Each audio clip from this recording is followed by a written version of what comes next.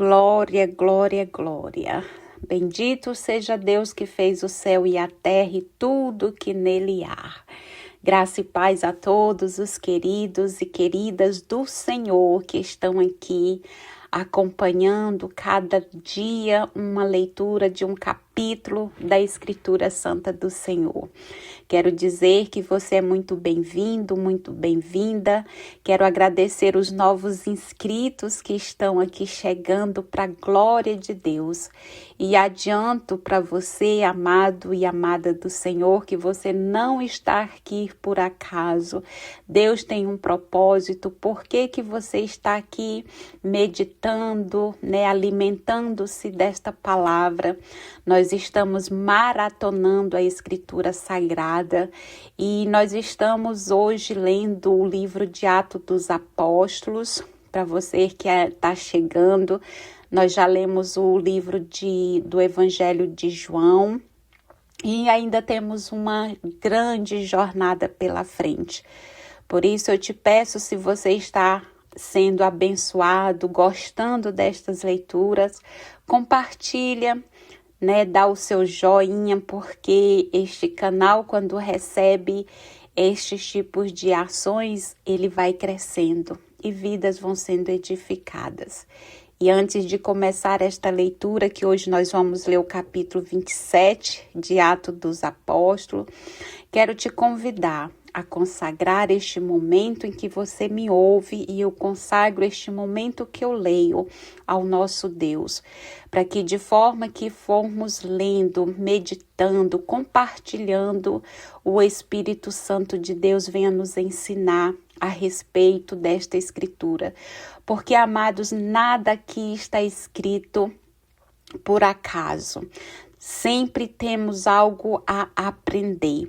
E hoje a leitura vai estar nos falando a respeito da viagem de Paulo para Roma, uma história que vai nos contar os perrengues, as dificuldades, os altos e baixos que aquele povo, que estava no navio, aconteceu tantas coisas. E nós vamos perceber que com essa história da viagem de Paulo para Roma, apesar de tantas coisas terem acontecido, Deus esteve no controle de tudo. E é o que acontece na nossa vida até hoje, amados. Deus continua agindo até hoje na vida daqueles que creem.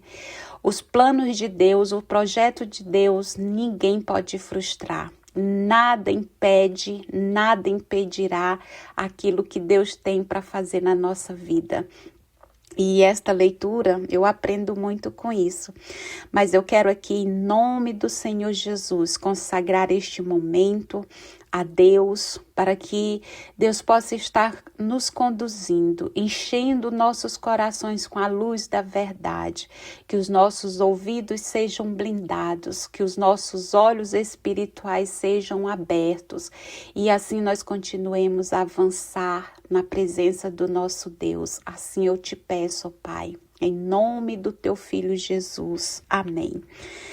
Então, como eu disse, queridos e queridas, a leitura está no capítulo 27 de Atos dos Apóstolos, onde no versículo 1 diz o seguinte: viagem para Roma.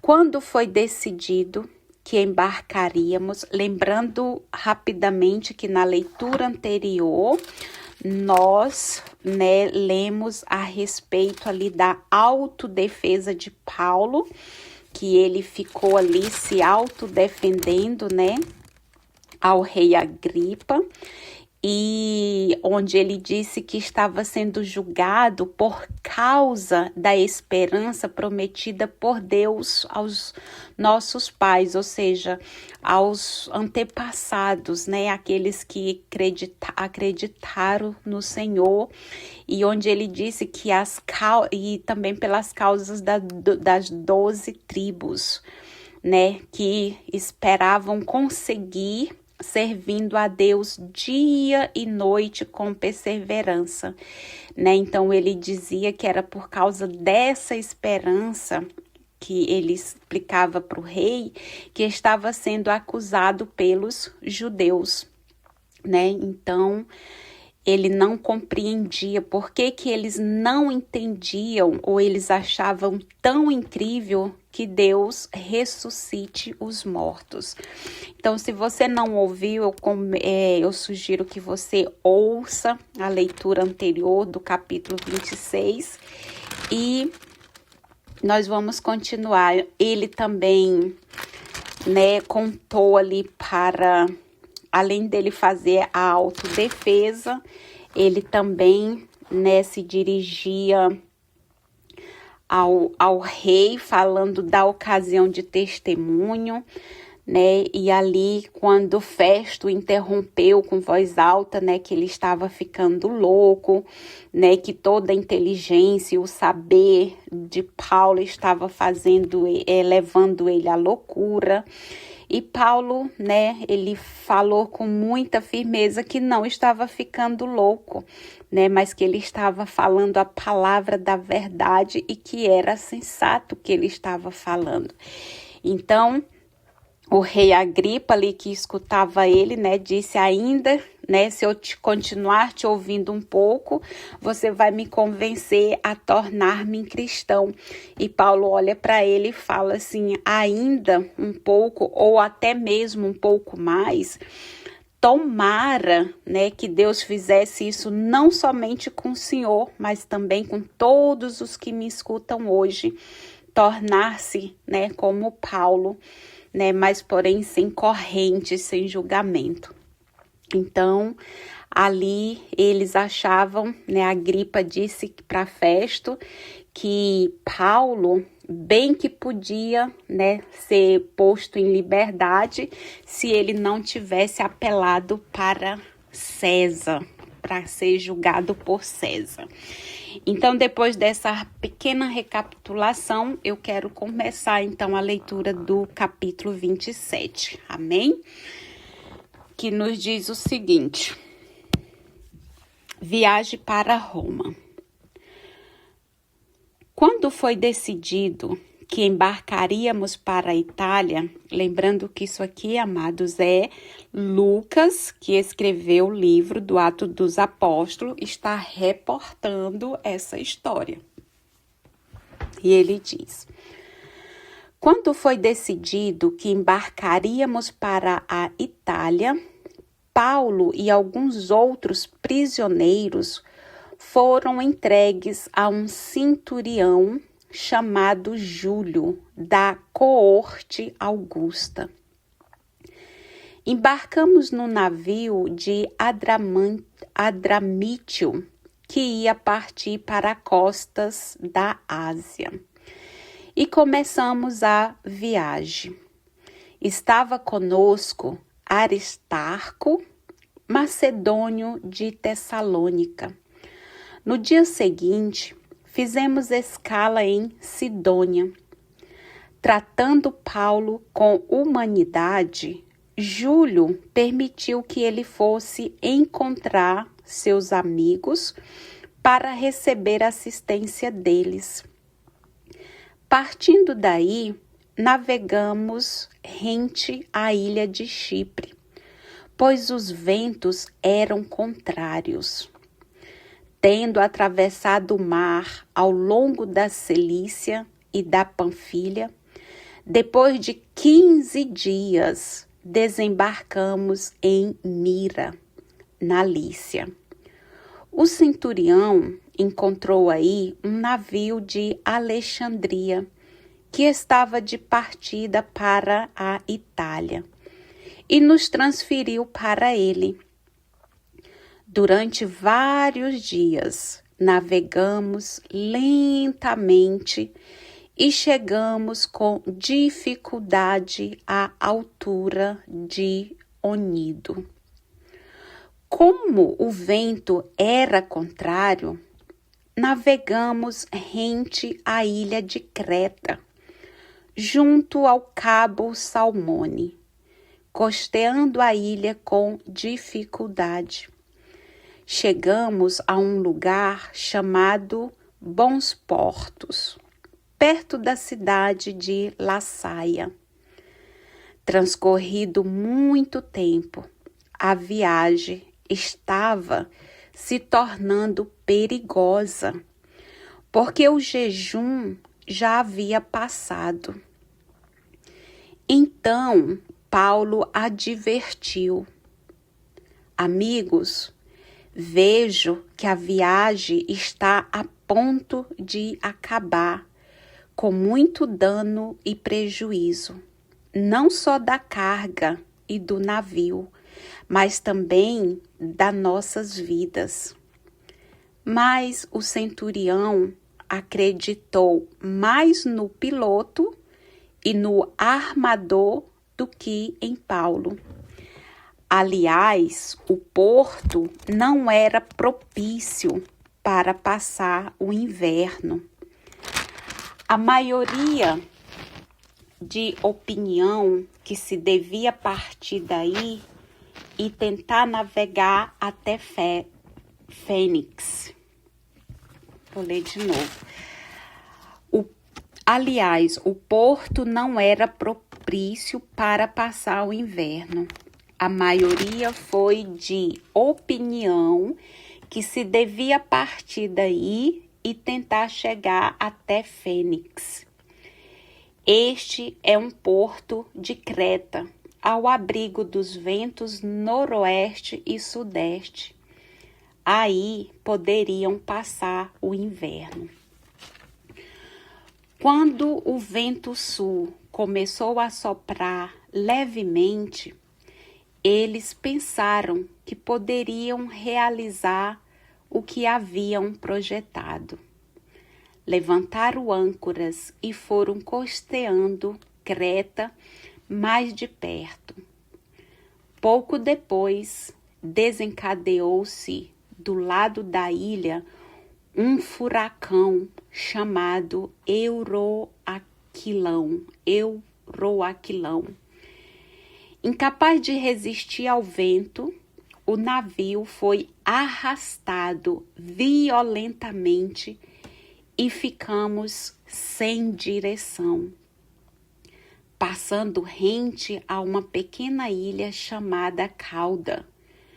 Com dificuldade, conseguimos recolher o bote. Após tê-lo içado, os tripulantes usaram os recursos de emergência, amarrando o navio com cordas de segurança. Contudo, temendo encalhar em Sirte, soltaram a âncora e continuaram sem direção. No dia seguinte, batidos furiosamente pela tempestade, começaram a jogar a carga no mar. No terceiro dia, com as próprias mãos, lançaram ao mar até o equipamento do navio. Por vários dias, não vimos nem o sol, nem as estrelas, e a tempestade continuava a bater fortemente. Por fim, perdemos toda a esperança de salvação.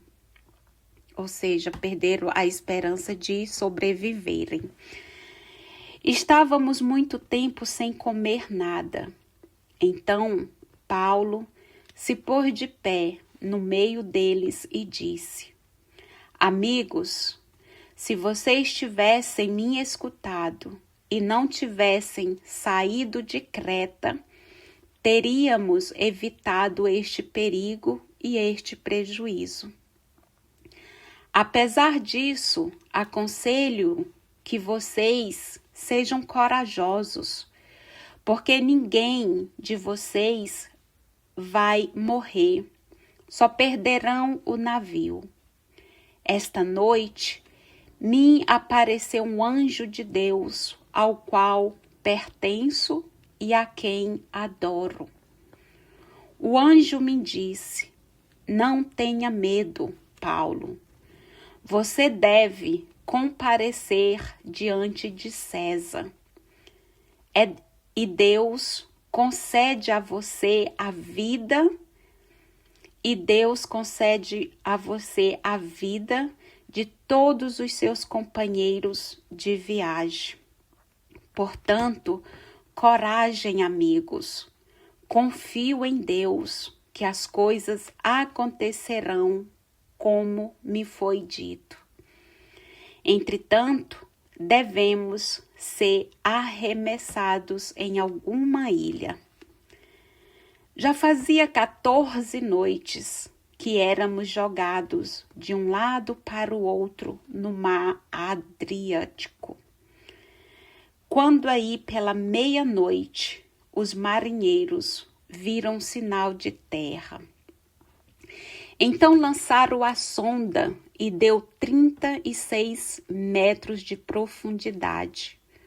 Um pouco mais adiante, lançaram de novo a sonda e deu 27 metros.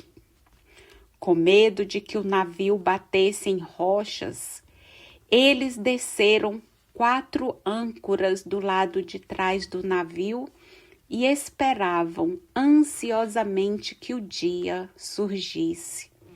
Entretanto, os marinheiros tentavam fugir do navio, com o pretexto de jogar âncoras do lado dianteiro. Já estavam descendo o bote ao mar.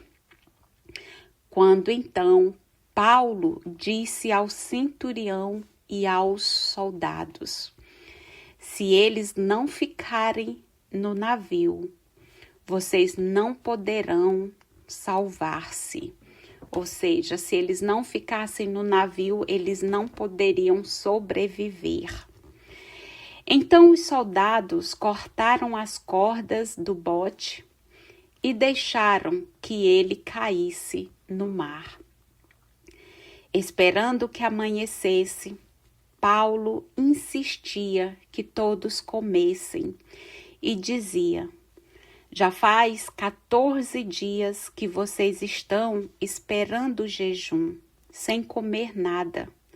Aconselho que se alimentem, porque é necessário para a saúde, pois não vai se perder nenhum cabelo da cabeça de vocês. Dizendo isso, Paulo tomou o pão, deu graças a Deus diante de todos, o partiu e começou a comer. Então eles se reanimaram e também se alimentaram. No navio éramos ao todo 276 pessoas. Depois de comerem com fartura, jogaram o trigo ao mar, aliviando assim o navio. Quando amanheceu, os marinheiros não reconheceram a terra. Vendo uma enseada com uma praia, conversaram para ver se poderiam conduzir o navio até lá. Soltaram as âncoras, deixando o navio ao movimento do mar. Ao mesmo tempo, desamarraram as cordas dos lemes, levantaram a vela da frente e dirigiram o navio para a praia. Mas o navio foi de encontro a um banco de areia e encalhou. A parte dianteira, atolada, ficou imóvel, mas a parte traseira começou a desconjuntar-se pela violência das ondas. Então os soldados decidiram matar os prisioneiros para evitar que alguns deles escapassem a nado. Mas o oficial romano, querendo salvar Paulo, não aceitou a ideia. Mandou aos que sabiam nadar que saltassem primeiro e alcançassem a terra. Depois, mandou que os outros fossem atrás, agarrados em pranchas ou em qualquer pedaço do navio. Assim, todos chegaram à terra sãos e salvos. Amém?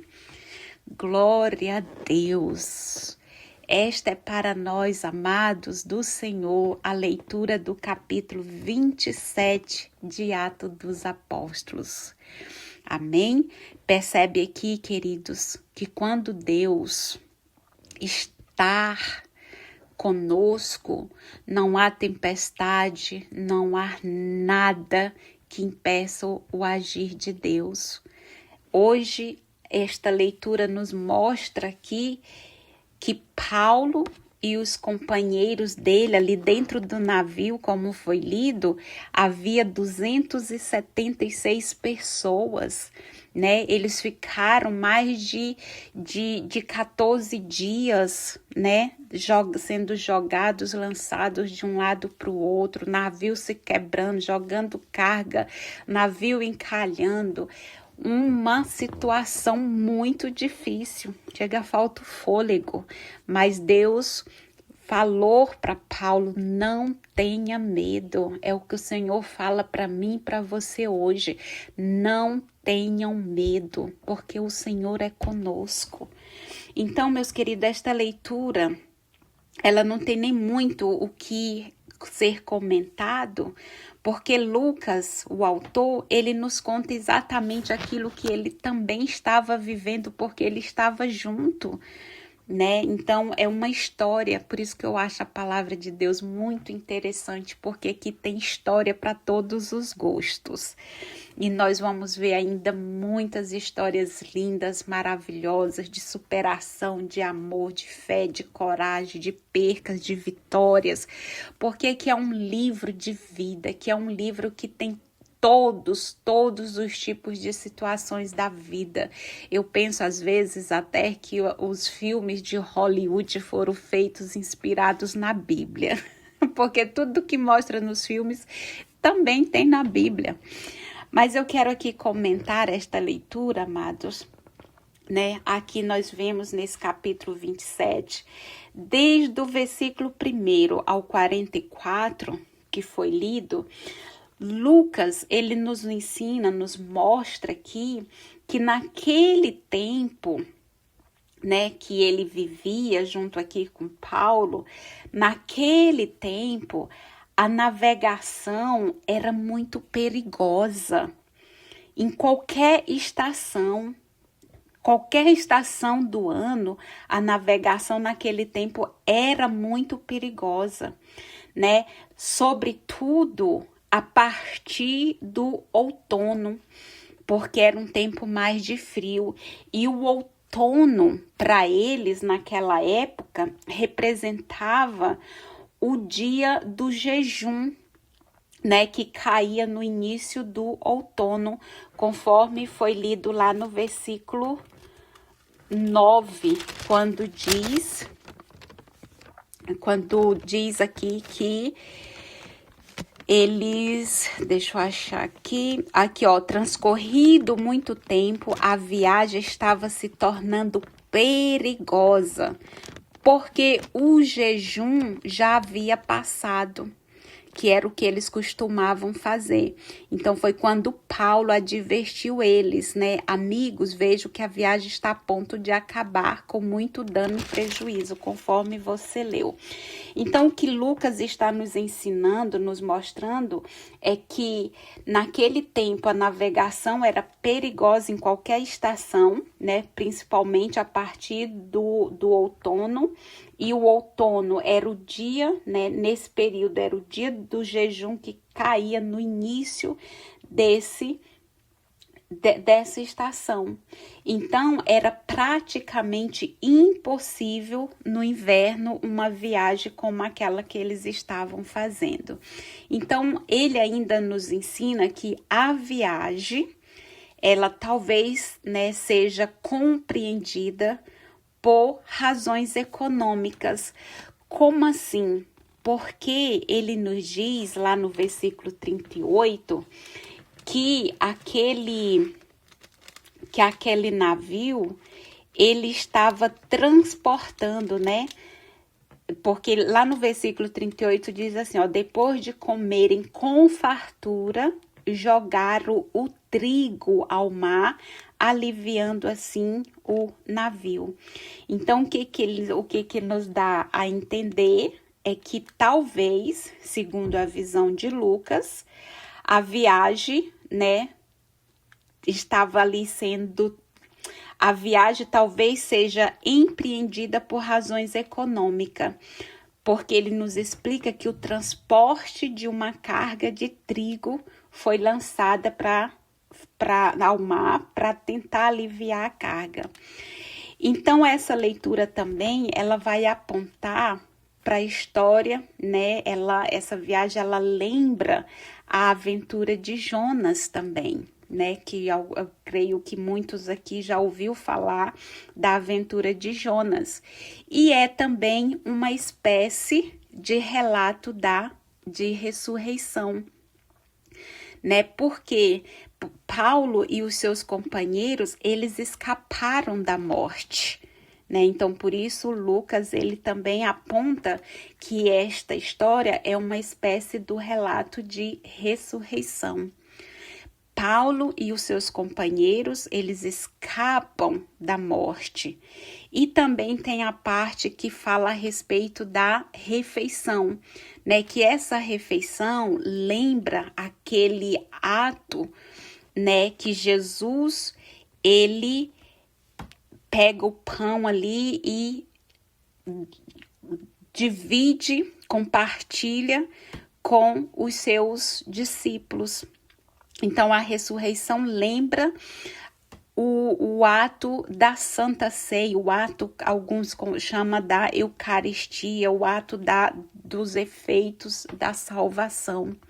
Então, nota-se que as palavras sobre a esperança, ela é um tema dominante na parte final do livro.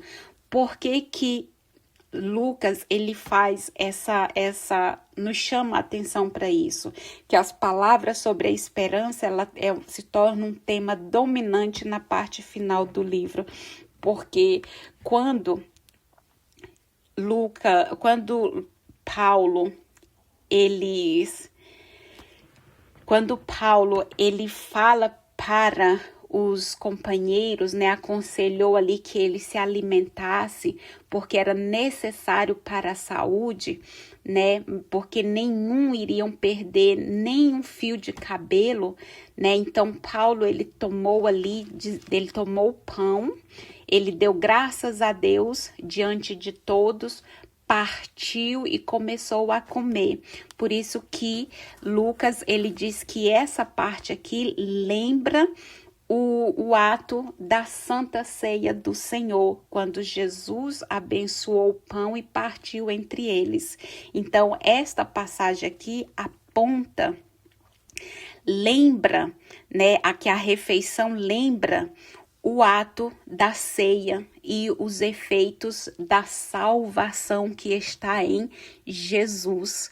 Então, quando ele diz também que no final da leitura, que assim todos chegaram à terra sãos e salvos, Lucas nos mostra aqui que esse ponto também nós podemos compreender que essas palavras sobre a esperança, né, que todos chegaram são e salvos, nos mostra que o tema dominante é a respeito que em Jesus Cristo, por causa de Jesus Cristo, o nosso Senhor Jesus Cristo, sendo o centro de tudo, o resultado é que todos finalizaremos a nossa caminhada sãos e salvos. Amém? Por isso, amados, que eu acredito que nada na Escritura está por acaso.